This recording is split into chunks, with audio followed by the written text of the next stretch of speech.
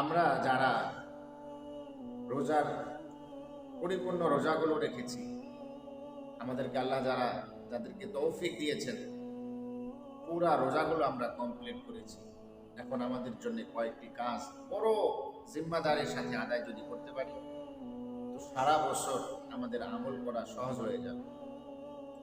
এক নম্বরে হলো, রোজা যে জন্য আল্লাহ রাব্বুল আলামিন দিয়েছেন, রোজার মাধ্যমে আমাদেরকে যা আল্লাহ তাআলা বানাইতে চাইছেন, রোজা থেকে আমরা যা শিক্ষা অর্জন করছি, তাকওয়ার গুণ যতটুকু অর্জন করেছি, এক নাম্বারই হলো এটা ধরে রাখা। রোজা রোজা রেখে আমি যেভাবে আল্লাহকে ভয় করেছি, গুনাহের কাজকে আমি ভয় করেছি, হারাম থেকে বেঁচেছিলাম, নির্দিষ্ট সময়ের মধ্যে হালাল খাবার, হালাল স্ত্রী থেকে বিরত থেকেছিলাম, একইভাবে এই তাকওয়ার শিক্ষা আমাকে অর্জন করে বাকি 11 মাস আমাকে চলতে হবে। এটা হলো রোজার এক নাম্বার শিক্ষা। রোজা থেকে আমাকে তাকওয়ার শিক্ষাটা অর্জন করতে হবে। 2 নম্বরে হলো, রোজার মধ্যে যে আমি একটা আমলি পরিবেশের মধ্যে ছিলাম, যে আমলের একটা ধারাবাহিকতা চলতেছিল, যে সাহারির সময় উঠবো, তাহাজ্জুদ পড়বো, 5 ওয়াক্ত নামাজ জামাতের সাথে পড়বো, তারাবি পড়বো, এই আমলের একটা ধারাবাহিকতা রক্ষা করে। আজকে পড়লাম, কালকে ছুটে গেল, এই সপ্তাহে পড়লাম, আরেক সপ্তাহে ছুটে গেল, এরকম যেন না হয়। আমলের ধারাবাহিকতা, তরতিব যেন ঠিক থাকে। অন্তত পক্ষে 5 ওয়াক্ত নামাজ যেন আমার জামাতের সাথে আদায় হয়, 5 ওয়াক্ত দৈনিক সালাত যেন আমার তাকবীর উলার সাথে হয়, মসজিদের প্রথম কাতারে যেন আমার দৈনিক 5 ওয়াক্ত নামাজ আদায় আমি করতে পারি। 3 নম্বরে হলো, রোজার মধ্যে কম বেশি আমরা সকলেই কোরআন তেলাওয়াত করেছি। কোরআন তেলাওয়াতটা যেন আমার চালু থাকে। ন্যূনতম 1 পৃষ্ঠা করে হলেও আমাকে দৈনিক কোরআন তেলাওয়াত করতে হবে। কিছুদিন আগে মাসে একটি খতম করবার জন্য, কোরআন তেলাওয়াত শেষ করবার জন্য আমি একটা ফর্মুলা দিয়েছিলাম। দৈনিক 5 ওয়াক্ত নামাজে যদি আমি ফরজ সালাতের আগে পড়ে, সুন্নতের আগে পড়ে মিলিয়ে ফজর থেকে এশা পর্যন্ত দৈনিক যদি আমি 4 পৃষ্ঠা করে পড়ি, তো ফজর থেকে এশা পর্যন্ত 4 5 20 আমার এক পারা তেলাওয়াত হয়ে যাবে। কোরআনে কারিমের মধ্যে প্রত্যেকটা পারা 20 পৃষ্ঠা করে সুবিন্যস্ত করা আছে। যদি আমি ফজর থেকে নিয়ে এশা পর্যন্ত 5 ওয়াক্ত সালাতের আগে পড়ে একসাথে, আমি হয়তো সুন্নত পড়েছি, আমার হাতে সময় আছে, আমি 4 পৃষ্ঠা তেলাওয়াত করলাম, সময় কম, ফরজ সালাতের আগে 2 পৃষ্ঠা, পরে 2 পৃষ্ঠা, এইভাবে যদি আমি পড়ি ফজর থেকে নিয়ে এশা পর্যন্ত দৈনিক 5 ওয়াক্ত সালাতের আগে পরে মিলাই যদি আমি 4 পৃষ্ঠা করে পড়তে পারি, তো ফজর থেকে এশা পর্যন্ত আমার এক পারা কোরআন তেলাওয়াত হয়ে যাবে। এইভাবে যদি আমি করি, তো মাস শেষে আমার এক খতম কোরআন তেলাওয়াত শেষ হয়ে যাবে। 3 নাম্বার কাজ, আমাকে কোরআন তেলাওয়াত কমসে কম 1 পৃষ্ঠা করে হলেও হবে।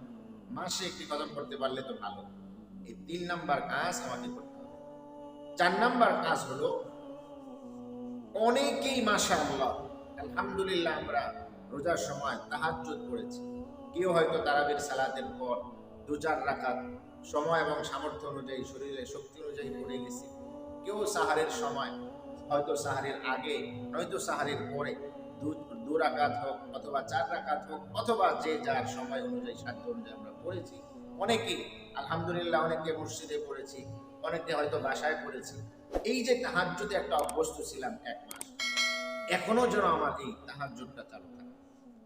ন্যূনতম এশার সালাতের পর ওই সময় আমার ওযু থাকে, আমি মসজিদে থাকি, ফরজ সালাত করেছি, বিতির ওয়াজিব করেছি, এরপর সুন্নত করেছি, একদম ন্যূনতম হলেও না হলেই না 2 রাকাত তাহাজ্জুদ হলেও আমাকে যেন এশার সময় আমি করতে পারি, ওয়াদা হওয়া দরকার, আযম করা দরকার, পুরাপুরি ইচ্ছা থাকা দরকার যে আমার তাহাজ্জুদ আর ছুটবে না। ঘুম থেকে যদি আমার উঠে কষ্ট হয়, ঘুম থেকে যদি আমার উঠতে অনেক কষ্ট হয়, সময় না থাকে, আমার জন্য তো সুযোগ আছে। রসুল তো আমার জন্য দিনকে সহজ করে দিয়ে গেছেন, রসুল তো আমার জন্য দিন পালন সহজ করে দিয়ে গেছেন। আমি যদি এই সুযোগটাকে কাজে না লাগাই, তো আমার জন্য হবে এটা বোকামি। এই জন্য হলো 4 নাম্বার কাজ, দৈনিক কমসে কম 2 রাকাত হলেও যেন আমার তাহাজ্জুদটা চালু থাকে, তাহাজ্জুদ যেন বন্ধ না হয়ে যায়। আর শেষ যে কাজ করতে হবে সেটা হলো, কমসে কম দৈনিক আমাকে কিছু টাকা হলেও দান করতে হবে। সেটা 1 টাকা হোক 2 টাকা হোক, 5 টাকা হোক, 10 টাকা হোক, চাই 4 আনা হোক, দৈনিক যেন আমার এই দানটা চালু থাকে। রাসূলুল্লাহ সাল্লাল্লাহু আলাইহি ওয়াসাল্লাম আমাদেরকে সারা বছর কিছু মুস্তাহাব আমল দিয়েছেন। এই যে এখন আমরা রমজান শেষ করলাম, আজকে 2 দিন চলছে, শাওয়ালের 6 রোজা। রাসূল সাল্লাল্লাহু আলাইহি ওয়াসাল্লাম বলছেন এটা রাখতে। এরপর আমাদের জন্য সপ্তাহে 2টি রোজা রাসূল সাল্লাল্লাহু আলাইহি ওয়াসাল্লাম প্রত্যেক সোমবার এবং বৃহস্পতিবার দিন রাখতেন। মাসে 3টে রোজা, আইয়ামে বীজের প্রত্যেক আরবি মাসের 13, 14, 15 এই 3টে রোজা। এমনি এমনি শবে বরাতের সময় রোজা, আশুরার সময় রোজা, কোরবানির সময় 9 জিলহজের রোজা, আরাফার রোজা ইত্যাদি যদি আমি এই সারা বছর নফল রোজাগুলো রাখি, তো আমার জন্য যখন বছর শেষে গিয়ে রমজান আসবে ওটা আমার জন্য কষ্ট হবে না। কারণ আমি সারা বছর রোজা রেখে অভ্যস্ত। প্রত্যেক মাসে আইয়ামে বীজের 3টা রোজা, সপ্তাহে 2টা রোজা যদি আমি রাখি, তো আমি তো অভ্যস্ত। প্রত্যেক রোজায় 4 থেকে 5টা, 6টা, 7টা করে রোজা যদি আমি নফল রোজাগুলো রাখি, তো যখন আমার রমজান চলে আসবে তখন আমার জন্য এই রোজা রাখাটা সহজ হয়ে যাবে। মানুষ পৃথিবীর মধ্যে যতই কঠিন কাজ হোক না কেন, মানুষ যখন ওই কঠিন কাজকে করতে করতে করতে করতে মানুষ ওই কঠিন বিষয়টাকে সাধ্যের মধ্যে নিয়ে আসে, তখন কঠিন আর কঠিন মনে হয় না। তখন আমি রমজান আসলে আমি রমজানের রোজাগুলো খুব সহজেই রাখতে পারবো, কারণ আমি তো অভ্যস্ত। রোজাগুলো রেখে তো আমি অভ্যস্ত, তখন আমার জন্য এটা কঠিন মনে হবে না যে আবহাওয়া গরম, রোদের তাপ অনেক বেশি, আমি অনেক পরিশ্রমের কাজ করি, হাড় ভাঙ্গা পরিশ্রম করি, তখন আমার জন্য এই অজুহাতগুলো আসবে না। একই সাথে যদি আমি সারা বছর কিছু না কিছু দান খয়রাত করি, একদম সিম্পল, 1 টাকা হোক, 2 টাকা হোক, 5 টাকা হোক, যার যার সাধ্য অনুযায়ী যদি আমি দানে অভ্যস্ত থাকি, যখন আমার রমজান আসবে, সাদকাতুল ফিতরের হুকুম আসবে, যখন আমার সামনে যাকাতের মাসআলা আসবে, তখন এগুলো আমার জন্য কঠিন মনে হবে না, এগুলো আমার জন্য জরিমানা মনে হবে না, কারণ আমি তো সারা বছর দানে অভ্যস্ত। তখন যখন আমার জন্য সাদকাতুল ফিতরের সময় আসবে, যাকাতের সময় আসবে, তখন এগুলো আমার জন্য কোনো কঠিন হবে না, আমি দিতে পারবো। আমি যদি সারা বছর কিছু না কিছু কোরআন তেলাওয়াত করি, তো যখন রমজান আসবে তখন বেশি থেকে বেশি কোরআন তেলাওয়াত করা আমার জন্য কঠিন মনে হবে না। আমি যখন সারা বছর তাহাজ্জুদে অন্তত 2 রাকাত করে পড়বো, তো তার রমজান আসলে আমার জন্য কিয়ামুল লাইল পড়া, রাত্রি জাগরণ করা, তারাবিতে লম্বা সময় দেওয়া আমার জন্য কষ্ট মনে হবে।